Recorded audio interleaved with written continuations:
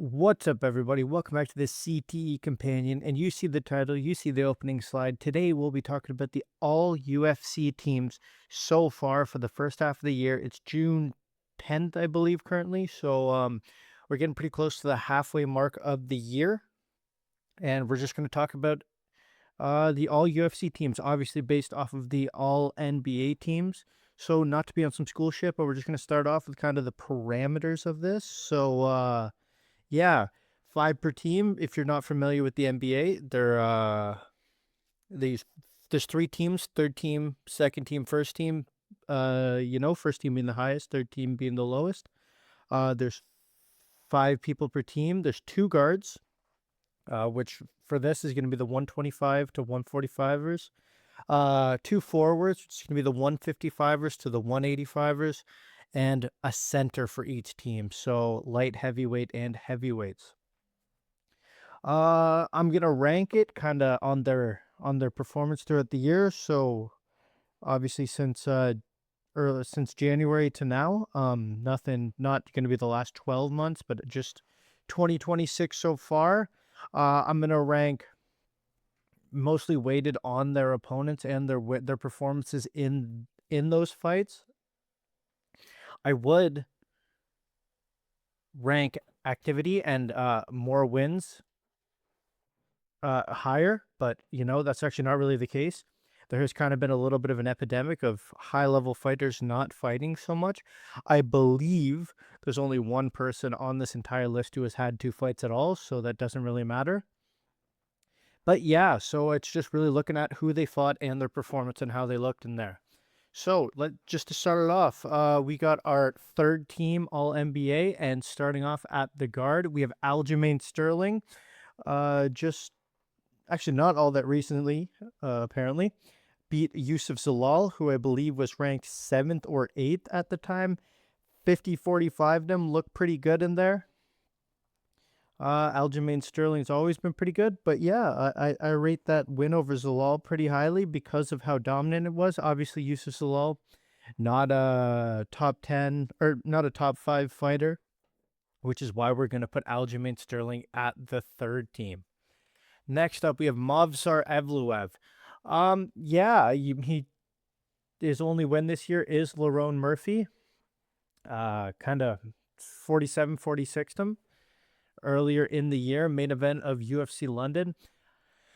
I have him in the third tier. I had him in the second tier, but kind of just looking at everything, not tier, team. I have him on the third team because I don't actually rate that win over Lerone Murphy all that highly. I mean, I think Lerone Murphy kind of stole Aaron Pico's hype train, and I don't think Aaron Pico is, as good as they were pushing him to be. So Murphy kind of got a win that's a lot better, hype-wise than I think it actually is in all reality. And then Evloev beat him, and it was a close fight. So I had the person on the second team, or I had Movsar on the second team, and the person who ended up putting on the second team now on the third team earlier. But looking over this, I switched it up. Yeah, and let me know if you agree with my picks, if you think I'm an idiot, if where you would have anyone who I forgot, if you would move them at all. Yeah, let me know in the comments down below. Next up, we have Joe Pyfer coming in as our first forward on the third team. Joe Pyfer, he beat Israel Adesanya earlier in the year.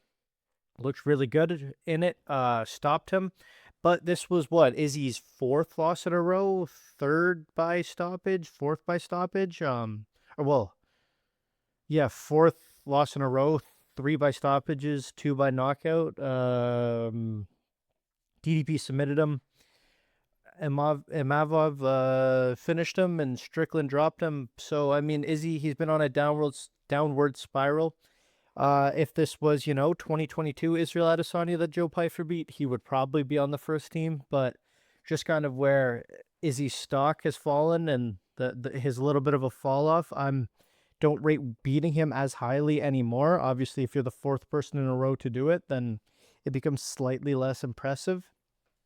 But still a good win. I mean, Joe Pyfer showed levels to his game, showed some depth, showed the grappling that he hadn't really shown too much before. And yeah, enough to get him on the third team. After that, we have Benoit St. Denis. No, I'm just kidding. That's was watching the Tim Welsh podcast. He was calling him Benoit, so I thought I'd call him that. But yeah, Benoit St. Denis. Uh, beat Dan Hooker. I mean, I don't rate that the absolute highest of wins, but yeah, I mean, Dan Hooker was ranked in the top 5 last year. I think he was like 6th or 7th when they fought. And yeah, Benoit finished him. Did a lot of damage to him. Did a lot more damage to him than Armin did, and he looked really good in that fight. So yeah, and he's ranked got him up to number 5 in the lightweight division. He's fighting Paddy Pimblett on the Conor McGregor card. So if at the end of the year that depending on how all things go, he might go higher if he wins that fight, or he might stay the same. He might go lower if he loses. So we'll just have to see what the rest of the year has in store for Benoit Saint Denis. And at the center position for, I think we're still on the 3rd team. I probably should have wrote this down and kept track of it, but yeah, Josh Hokit. Yeah, definitely the 3rd team. He beat Curtis Blades. He's fighting Derek Lewis on the UFC White House card this weekend. I don't think that beating Derek Lewis would really change all that much. It might eke him up to the 2nd team, but I don't rate beating Derek Lewis in 2026 that highly. Yeah, anyways, Josh Hokit, he beat Curtis Blades, but I rate that a little less. I rate Curtis Blades a little bit less than I rate the victory of the guy on the 2nd team. And also, it was a very close back and forth fight. It was not very definitive. I'll go into more why I had the guy in the 2nd team when I reveal that. I don't really want to spoil that. So yeah, just for now, insane fight of the year, fight of maybe the decade so far with Curtis Blades. Absolute banger. Looked really tough. Dogged it out. Good for him. We got him up to the 3rd team. Now, for the guards, for our All-UFC 2nd team, starting it off, we have Sugar Sean O'Malley, who beat Song Yadong. Song Yadong bounced back and got a win, so this win is aging very well. He's still top 6. Sean O'Malley's ranked number 3 in the bantamweight division, fighting Ayman Zahabi this weekend. That is a fight that a victory that I would rate rather highly. I think Ayman Zahabi is very underrated. He's tough. He's good. He showed his skill set. He's a good grappler. He's a good boxer, but that fight hasn't happened yet, so I'm not taking it into account.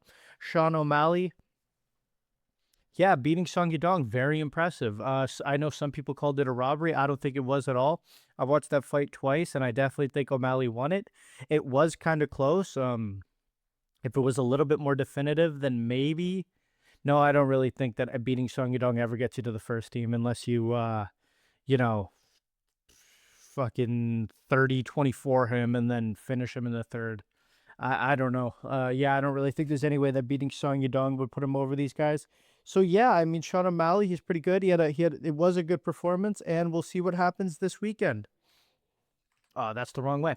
Next up, we have Sean Lord Silva beat Arnold Allen. I rate that win very highly. Allen has bounced back and beat Mikael Costa. Allen is a guy who I really actually wanted to put on this list, but because I'm a big fan of him, but I really couldn't justify his putting him on there with only beating Costa. And I mean, some people said he won this fight. On first viewing, I thought he won. He beat Silva, but at second viewing at home by myself, just really paying attention to the fight, I thought that Silva won it. But yeah, back and forth. It's so close that I saw it 2 different ways, watching it twice. But this isn't about Arnold Allen. This is about Silva. Yeah, I mean, probably 1 away from a title shot, or if he sits out and waits, maybe he gets the title shot. After Lerone, after Evloev, like maybe he takes a Lerone Murphy fight, and then just really solidifies that. But yeah, so far so good in this year for Silva. Looking forward to seeing him back in action. Following that up at the forwards for our second team, all UFC, we have Justin Gaethje, who's fighting Ilya Topuria this weekend, who, I mean, if he pulls off the miracle, he definitely has the opportunity to not only be on the first team all UFC, but to be the UFC's MVP this year. He beat Paddy Pimblett. That win is not as good as the win that the guy I mean, obviously, that's why I have him here, but I don't rate, like, beating Paddy Pimblett all that highly, nearly as high as I rank the wins that the first team all UFC guys have. But Paddy Pimblett is very good, and this performance was all right. Like, it was a close fight,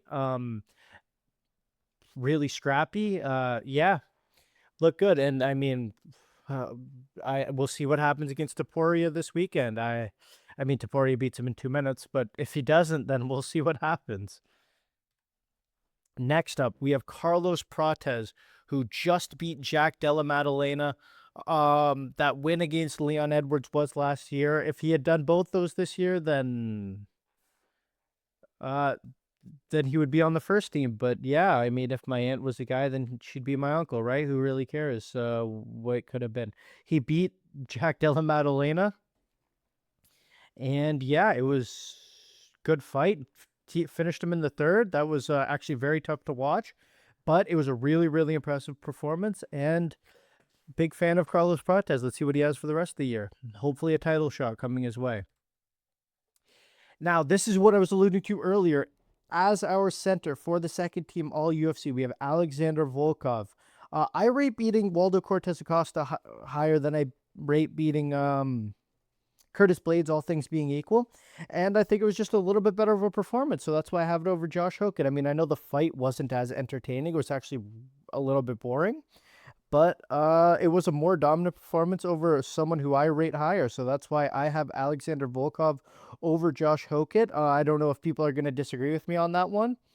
But shout out Alexander Volkov. Got his 40th win. That's an absurd amount of fights, 51. Yeah, he looked good against Acosta. Probably should get a title shot at some point in the next 12 months. I mean, depending on, Aspinall's eye situation, he might be 3 fight, like there might be a unification bout and then Volkov. I mean, if he doesn't come back, if he being Tom Aspinall doesn't come back, then maybe it's Volkov versus the winner of Gane versus Pereira. Yeah, I don't know, but Volkov looked really good against Acosta. That caps off our second team all UFC. Now to the first team all UFC. At our guard position, we have Joshua Van, who beat Tatsuro Taira pretty definitively, finishing him in that title fight. Not even almost submitting him. It wasn't actually all that close. He was never finishing that choke, but Joshua Van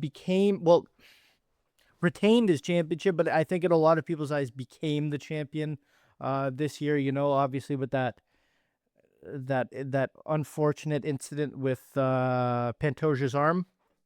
But I think that beating Taira really solidified Van as the champion in a lot of people's eyes. So yeah, I mean, that's a great win against the number 2 ranked flyweight. A very definitive, very great performance. I don't think anyone's really going to argue having Van on the first team. Next up, we have Alexander Volkanovski, who beat Diego Lopes in a rematch in late January, early in the year. Retained his title. I mean, that's another top 2 feather victory. These guys all on the first team all either retained or won a championship, and I just rate beating either the champion or a number 1 contender very highly. No one really has been all that active this year. I guess I'll go on a little bit of a rant now. I saw a thing the other day where it's like, was it like 60% of champions and number 1 contenders haven't fought yet? So, I mean, no one's really even making this video all that controversial. No one's really trying to put their stamp on this year. Activity-wise, if there was guys who have, a number 7 ranked victory and a number 4 ranked victory, and then a guy only beat a number 1 contender, then maybe we have a little bit of an argument. But if everyone has 1 win, and I mean, he 49-46'd him, so the performance is there too. It's not even like you can say, oh yeah, well, Movsar beat Lerone more definitively, so they're both technically potentially number one contenders. So whatever. It's just it's really the hard part of making this video wasn't who to pick. It was like who was fought. To be honest, maybe yeah. Hopefully by the end of the year this has changed, and we're talking, and there's actually something to debate about. Anyways, Volkanovski beat Lopez. Doesn't His fight against Evloev hasn't been booked yet. I mean, the way Evloev fights, it's probably going to be fucking May next year that it happens. So we'll see what's up with that. Anyways, on to our forwards for the first team all UFC. Our MVP for the year, Sean Strickland, the only person who has had 2 fights this year, beating Alexander Hernandez and then winning the championship against Chimaev. It's right in front of me. Hamzat Chimaev. I don't know why I blanked on that. Anyways, CT.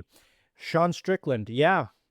This is the MVP for the year. Won the championship, beat a potential number 1 contender, only guy with 2 wins so far. He is the MVP for the first half of the year. Crazy performance against Hamzat Chimaev. Very clearly beat him, I think. Yeah, I don't know where all these people are thinking robberies and all that came from. Anyways, Charles Oliveira is our next forward. Yeah, I have him over Justin Gaethje just because I rate beating Holloway way higher than I rate beating Paddy Pimblett, and also he 50-45'd him. Like it was a back and forth war, Gaethje and Pimblett, and Oliveira just kind of dominated Holloway. I know it was a boring fight and not exactly in the BMF spirit, but yeah, I think just using the criteria I set out earlier, Charles Oliveira should be on the first team all UFC. And to cap it off, we have Carlos Ulberg as our center for the first team all UFC. He knocked out Yuri Prochazka on a torn knee. What more do I need to say? Absolute, not a banger of a fight, but what a gutsy performance. Good for him. I don't really like the salty discourse afterwards. Don't disrespect Yuri Prochazka. He's coming back. He's gonna chin him in the rematch, but as of right now, he is the center for the first team all UFC. Yeah, so just a quick recap for our third team. We have Movsar, Aljamain, Pfeiffer, St. Denis, and Hokit. Second team, we have Jean Silva, Sean O'Malley, Justin Gaethje, Carlos Prates, and Alexander Volkov. And on the first team, we have Van Volkanovski, Oliveira, Strickland, and Carlos Ulberg. Let me know what you agree with, what you disagree with, and as always, subscribe and comment and drop a like. Thank you very much for watching.